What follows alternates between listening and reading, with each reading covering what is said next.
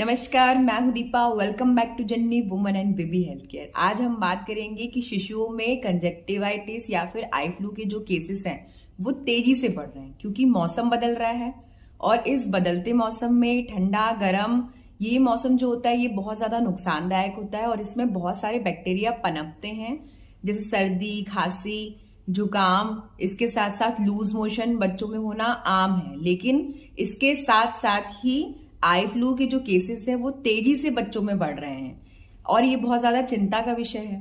बहुत ज्यादा पेरेंट्स जो परेशान हो रहे हैं आई फ्लू को लेकर, क्योंकि जब बच्चे को कोई बीमारी होती है तो पेरेंट्स तो परेशान होते ही हैं। अगर कोई भी बीमारी होती है तो बच्चा बहुत परेशान होता है। इवन बहुत छोटी सी बीमारी भी होती है या बहुत छोटी सी तकलीफ भी बच्चों को होती है। हमारे बच्चे को चोट लग जाती है या उसका थोड़ा सा भी पेट दर्द करता है तो बच्चा ज्यादा उस चीज से सफर करता है, क्योंकि बड़े अपनी परेशानी आपसे बता के थोड़ा सा हल्का हो सकते हैं, लेकिन क्योंकि छोटे बच्चे हैं वो अपनी परेशानी आपसे शेयर नहीं कर सकते। वो आपको नहीं बता सकते कि उसको क्या तकलीफ हो रही है या वो किस स्टेज से गुजर रहा है।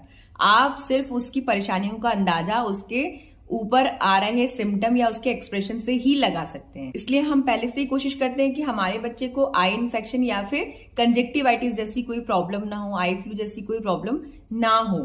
तो आज हम इसी बारे में बात करेंगे कि बच्चों को हम आई फ्लू होने से कैसे रोक सकते हैं। बच्चे को आई फ्लू हो गया है तो हम कैसे सावधानी बरत सकते हैं, कैसे उसको घरेलू उपचार से आराम लग सकता है और कैसे बच्चे से किसी दूसरे व्यक्ति को आई फ्लू ना फैले। ये जो महीना होता है जुलाई और अगस्त का, इसमें बारिश के समय पे बहुत सारे ऐसे बैक्टीरिया होते हैं जो नमी के चलते एक्टिव हो जाते हैं, जिससे आई फ्लू जैसे इन्फेक्शन भी बच्चों में तेजी से फैल रहा है। इवन बच्चों में ही नहीं, बड़ों में भी तेजी से फैल रहा है और हम सभी को आई फ्लू के लिए सावधानी रखना बहुत जरूरी है, स्पेशली बच्चों के मामले में। बच्चों के मामले में हम बिल्कुल भी लापरवाही नहीं कर सकते हैं। और जैसे ही पेरेंट्स को भी, मतलब बच्चों के माता पिता को भी थोड़े से लक्षण अगर आई फ्लू के समझ में आते हैं बच्चे के ऊपर, तो उनको तुरंत डॉक्टर के पास जाना चाहिए और डॉक्टर से उचित सलाह लेकर ही अपना जो दवाई है वो शुरू कर देना चाहिए। आज का मेरा वीडियो छोटे बच्चों से लेके स्कूल गोइंग तक के बच्चों के लिए है। तो चलिए शुरू करते हैं बिना किसी देरी के। लेकिन शुरू करने से पहले अगर अभी तक आपने मेरे चैनल को सब्सक्राइब ना किया हो तो प्लीज नीचे दिए हुए बेल बटन पर प्रेस करके मेरे चैनल को सब्सक्राइब कर दीजिएगा, जिससे मैं जितनी भी health related new videos upload करती हूँ अपने चैनल पे उसके नोटिफिकेशन आपको बिना किसी देरी के मिल पाए। सबसे पहले मैं आपको ये क्लियर करूंगी कि आई फ्लू किसे कहते हैं। देखिए, जो आई फ्लू होता है वो आंखों का इन्फेक्शन है जो बहुत तेजी से बढ़ता है। आंखों में एक पतली पारदर्शी झिल्ली होती है जिसको हम कंजक्टिवा कहते हैं। ये हमारी पलकों के अंदरूनी और आंखों के पुतली के सफेद भाग को कवर करती है और इसी में सूजन आने को या फिर संक्रमित होने को हम eye flu, eye infection, conjunctivitis या फिर हम इसे पिंक आई भी कहते हैं। और जब कंजक्टिवा की छोटी छोटी रक्त नलिकाएं सूज जाती हैं तो जो सफेद वाला पार्ट होता है वो पिंक या फिर रेड दिखाई देने लगता है, इसीलिए हम इसको पिंक आई भी कहते हैं। वैसे तो आई इन्फेक्शन या फिर आई फ्लू में 7 से 8 दिनों में आराम लग जाता है, ये 7 से 8 दिनों में ठीक हो जाता है, लेकिन कई केसेस में ये गंभीर भी हो जाता है। इसीलिए हमको पहले से सावधानी रखनी है, पहले से प्रिकॉशन रखना है। और अगर हमको हमारे बच्चे में किसी भी तरह से आई फ्लू या आई इन्फेक्शन के सिम्टम दिखते हैं या हमको उसमें लक्षण समझ में आते हैं तो हमको बिना किसी देरी के, बिना देर किए हमको तुरंत डॉक्टर के पास जाना है और डॉक्टर की सलाह से अपने बच्चे को उचित उपचार शुरू करना है।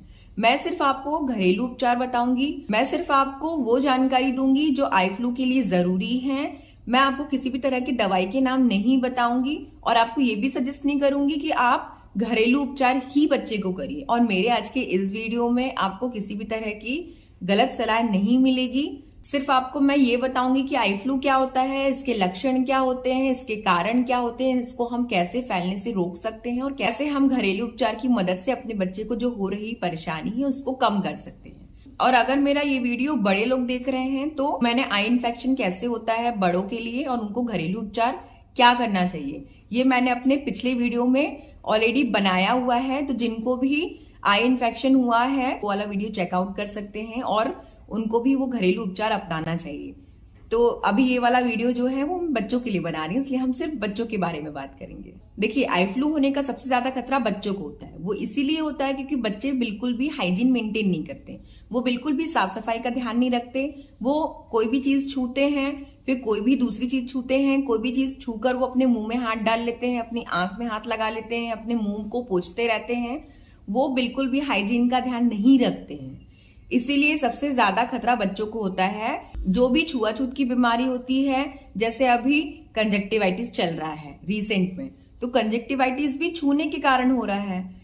इसीलिए बच्चों में ज्यादा हो रहा है, क्योंकि बच्चे जो हैं वो साफ सफाई का या फिर हाइजीन मेंटेन करने का बिल्कुल ध्यान नहीं रखते हैं। कई बार बच्चे बिना हाथ धोए खाना खा लेते हैं। इसीलिए मेरी माता पिता को सलाह है कि बारिश के मौसम में स्पेशली आपको अपने बच्चे की हाइजीन पर ध्यान देना चाहिए। और अगर आपके बच्चे को आई फ्लू जैसा इन्फेक्शन हुआ है तो उसके शुरुआती लक्षण में आपको पहले ही पता पड़ जाएगा, क्योंकि कई बार बच्चे को आंख में लालपन, सूजन, जलन, खुजली, और कई बार आपका बच्चा जब सोकर उठेगा तो उसकी आंखों में आपको एक चिपचिपा पदार्थ, एक स्टिकी जैसा पदार्थ आपको दिखेगा, जिससे आपके बच्चे को आंख खोलने में भी परेशानी होगी। इस दौरान आपको आपके बच्चे की आंखों में असामान्य रूप से आंसू आने की परेशानी भी दिख सकती है। तो इस सिचुएशन में पेरेंट्स को, मतलब मम्मा और पापा को, घबराना नहीं है। मैं हमेशा अपने हर वीडियो में बोलती हूँ कि थोड़ी सी स्मार्टनेस दिखा के आप अपने बच्चे को हो रही परेशानी से आराम दिलवा सकते हैं। ऐसी सिचुएशन में ज्यादा पैनिक नहीं होना है। अगर आपके बच्चे को इस तरह की कोई परेशानी हो रही, तो अब मैं जो घरेलू उपचार बताने वाली हूँ बहुत ईजी है और ऐसे हैं कि जिनको अपनाएंगे तो आपको आराम ही लगेगा। इससे आपको किसी तरह के कोई साइड इफेक्ट नहीं होने वाले हैं। तो सबसे पहला घरेलू उपचार जो मैं बता रही हूँ, उसमें मैं बताऊंगी उन मदर के लिए जो अपने बच्चे को ब्रेस्ट फीडिंग यानी स्तनपान कराती है। तो अगर आप अपने बच्चे को ब्रेस्ट फीडिंग यानी स्तनपान करा रही हैं तो ये बहुत अच्छी बात होती है, क्योंकि माँ के दूध में सारे गुण ऐसे होते हैं जो बच्चे को हमेशा बचाते हैं और कई सारी सामान्य बीमारियों को माँ के दूध से ठीक किया जा सकता है। वैसे मैंने ब्रेस्ट फीडिंग या फिर स्तनपान के ऊपर एक वीडियो पहले भी अपने चैनल पे अपलोड किया है, तो अगर आपको उसको देखना है तो आप उसको भी देख के काफी सारी जानकारी ले सकते हैं। तो चलिए अभी हम आई इन्फेक्शन पे डबल से लौटते हैं और इस बारे में बात करते हैं। बच्चों की आंखों को हम ब्रेस्ट मिल्क से कैसे ठीक कर सकते हैं? सबसे बड़ा क्वेश्चन तो अभी यही है। ब्रेस्ट मिल्क या फिर जो मदर स्तनपान कराती हैं, उस मिल्क को हम कटोरी में लेकर दिन में 2 से 3 बार हम बच्चे की पलकों में उस दूध को रुई की सहायता से लगा सकते हैं। इसके अलावा आप ड्रॉपर की मदद भी ले सकती हैं। ड्रॉपर की मदद से भी बच्चों की पलकों पर आपको ब्रेस्ट मिल्क लगाना है। इससे बच्चों की आंखों में जो इन्फेक्शन हुआ है उसमें बहुत आराम लगेगा। याद रखिए, जो आई इन्फेक्शन होता है वो एक आंख से दूसरी आंख तक बहुत जल्दी फैलता है।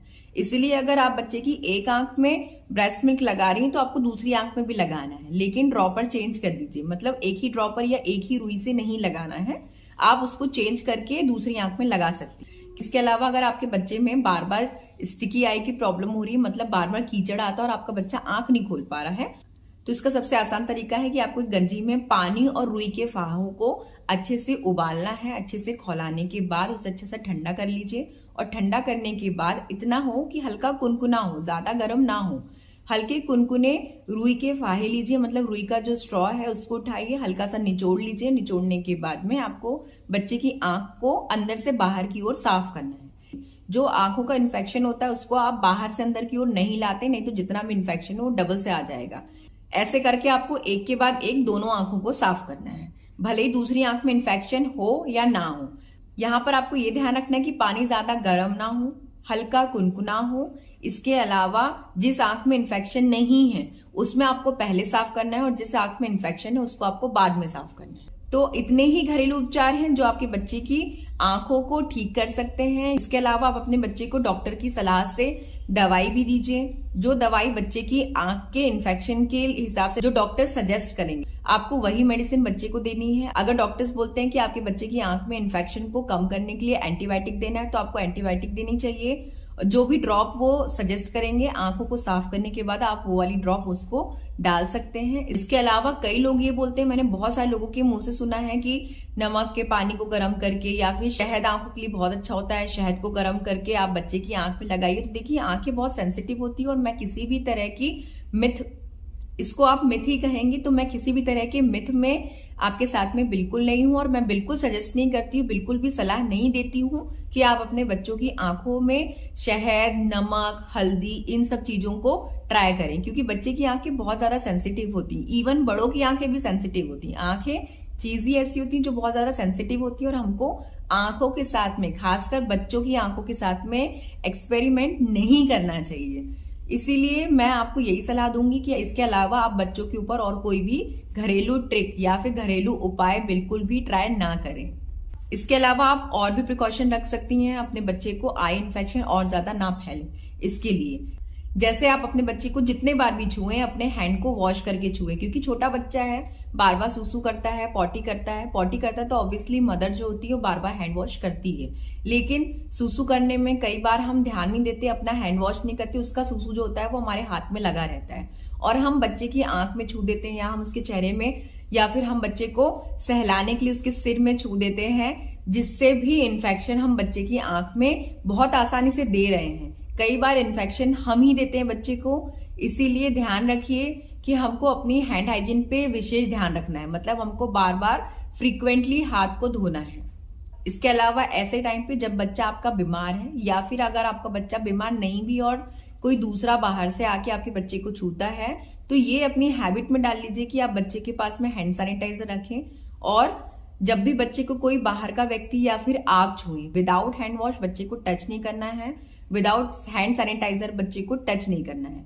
बच्चे के जो कपड़े होते हैं स्पेशली टॉवल, तौलिया या फिर रुमाल, इनको आप बिल्कुल दूर रखिए। और जिन कपड़ों को आप बच्चे के ऊपर यूज कर रही हैं, जैसे बच्चे की आंख में जब डिस्चार्ज हो रहा है मतलब आंसू आ रहे हैं, तो कई बार आप हैंकी से रुमाल से भी उसको पोंछते हैं, तो उस रुमाल को बिल्कुल अलग रखिए। ऐसे रखिए कि वो किसी दूसरे व्यक्ति के संपर्क में ना आए, क्योंकि एक तो पहले से वो इन्फेक्टेड है और दूसरा व्यक्ति भी हो सकता है कि वो इन्फेक्टेड हो, तो बच्चे का जो इन्फेक्शन है वो कम होने की बजाय बढ़ेगा। इसके अलावा आपको ये भी ध्यान रखना है कि आप भी बच्चे की आंख में बार बार हाथ ना लगाएं। इसके अलावा आप बच्चे के कपड़े, तकिया के कवर, बेडशीट, चद्दर, ये सब चीजों को फ्रीक्वेंटली चेंज करते रहिए, मतलब बार बार चेंज करिए। ये मत सोचिए कि मैंने कल ही डाला था, आपको बार बार चेंज करना है, दैट मीन्स रोज चेंज करना है, क्योंकि बच्चे का जो इन्फेक्शन है वो उसमें भी हो सकता है या उसके थ्रू भी बच्चे को हो सकता है। इसके अलावा बहुत इंपॉर्टेंट है कि जो लोग बच्चे को काजल लगाते हैं, चाहे वो मार्केट का काजल हो चाहे वो घर का बनाया हुआ काजल है, आपको बच्चे को ये जो दौर चल रहा है, मतलब बारिश का समय चल रहा है, ठंडा गर्म नमी का, उस दौरान आपको बच्चे को आंखों में काजल लगाना बंद कर देना चाहिए, क्योंकि आंखों में काजल लगाने से भी इन्फेक्शन तेजी से बढ़ता है। कई बार हमारे हाथ ही गंदे होते हैं, हम डायरेक्ट आंख में लगा रहे हैं, या फिर कई बार काजल बहुत दिनों का हो सकता है तो हो सकता है उसमें फंगस हो या फिर कोई और भी रीजन हो सकता है, लेकिन हम अपने बच्चे को डायरेक्ट इन्फेक्शन आंखों में दे रहे हैं। इसीलिए इन्फेक्शन होने के दौरान तो हमको बिल्कुल भी काजल बच्चे को नहीं लगाना है, क्योंकि कई लोगों के मन में मिथ होता है कि काजल लगाने से बच्चे की आंखें बड़ी होती हैं। तो मैं आपको बता दूं कि ये बिल्कुल मिथ है, मतलब बिल्कुल अफवाह है। अगर आप पढ़े लिखे तो आपको इन बातों में बिल्कुल भी विश्वास नहीं करना चाहिए। आंखों में काजल लगाने से बच्चे की आंखें बड़ी नहीं होती हैं, आंखें जेनेटिक बड़ी होती हैं। अगर पेरेंट्स की आंखें बड़ी हैं तो बच्चे की आंखें ऑटोमेटिक बड़ी होंगी, इसीलिए मिथ में ध्यान मत दीजिए। आंखों में काजल लगाने से कोई फर्क नहीं पड़ता है। हाँ, जिस समय आप बच्चे को आंखों में काजल लगा रहे हैं सिर्फ बच्चे की आंखें उसी समय बड़ी लगेंगी, इसीलिए मिथ में आपको बिल्कुल नहीं जाना है। काजल सबसे सीधा तरीका होता है बच्चों को इन्फेक्शन देने का, इसीलिए हमको बच्चे की आंखों से किसी तरह की छेड़छाड़ नहीं करनी चाहिए। इसके अलावा बच्चे की आंखों का चेकअप रेगुलर डॉक्टर से करवाते रहिए। बच्चे को डॉक्टर ने जिस हिसाब से डोज दिया है दवाई का वो आपको फॉलो करना है, जितने दिन का डोज दिया है वो फॉलो करना है, जैसे उसे उपयोग करने के लिए कहा गया है वो फॉलो करना है। ध्यान रखिए बच्चे की आंखों के मैटर में आपको किसी भी तरह की लापरवाही नहीं बरतनी चाहिए। जितनी सतर्कता आप रखेंगे आपके बच्चे को उतनी कम परेशानियां होंगी। इसके अलावा मैं कुछ बातों को क्लियर करना चाहूंगी आखिरी में कि बहुत सारे लोगों को लगता है कि आंखों को देखने से आंखों में इन्फेक्शन हो जाता है, तो किसी की आंखों को देखने से आंखों में इन्फेक्शन नहीं होता है, ये बिल्कुल मिथ है। इन बातों में बिल्कुल मत जाइए। अगर आपने मेरा ये वीडियो पूरा देखा है तो आपको ये समझ में आ जाएगा कि जो आंखों का इन्फेक्शन होता है वो आंखों को देखने से नहीं होता है। जो आंखें आना लोग कहते हैं उसका मतलब है कि आंखों में इन्फेक्शन आना, लेकिन ये इसका ये मतलब नहीं कि मैंने आपकी आंखों को देखा तो मेरे आंख में इन्फेक्शन आ जाएगा। आंखों का इन्फेक्शन छूने से ही आएगा।